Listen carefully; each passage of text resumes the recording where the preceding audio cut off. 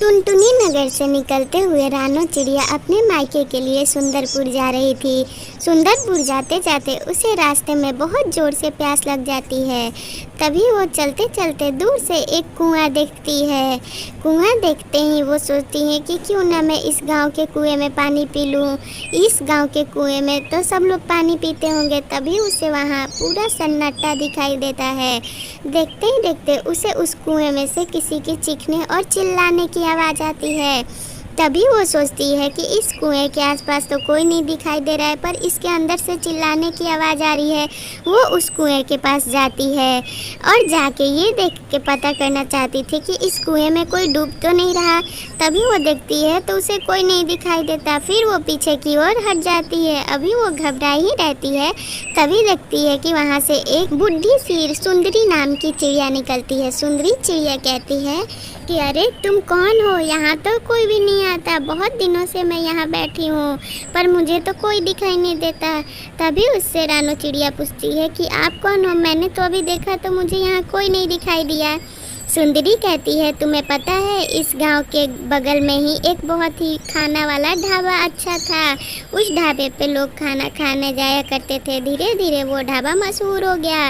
उस ढाबे के पास एक भिखारी एक दिन आके कुछ खाने को राशन मांग रहा था। तभी उस ढाबे की मालिक ने उसे डांट के फटकार के भगा दिया।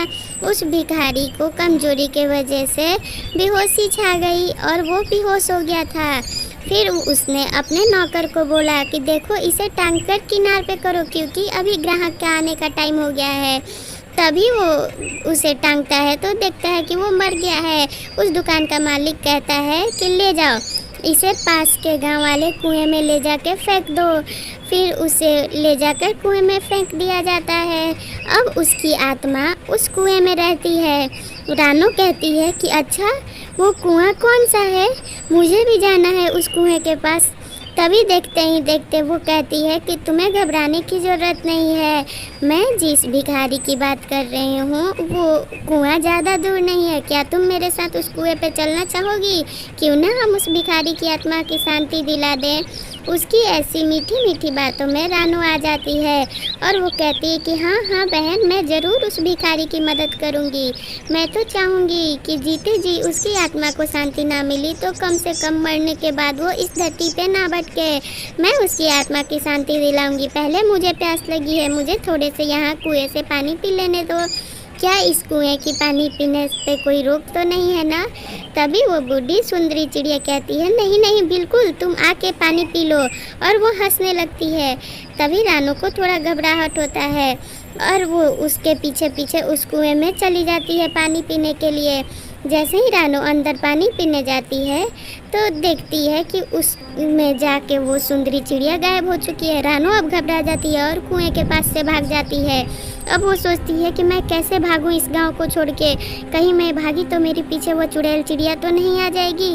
इतना सब कुछ रानो सोचती है और उसका दिमाग नहीं काम करता है। तब तक इतने में ही देखते उस कुएं के पास से उसे कोई चुंबक की तरह खींच लेता है और फिर वो उसी में मर जाती, उसकी जान चली जाती है।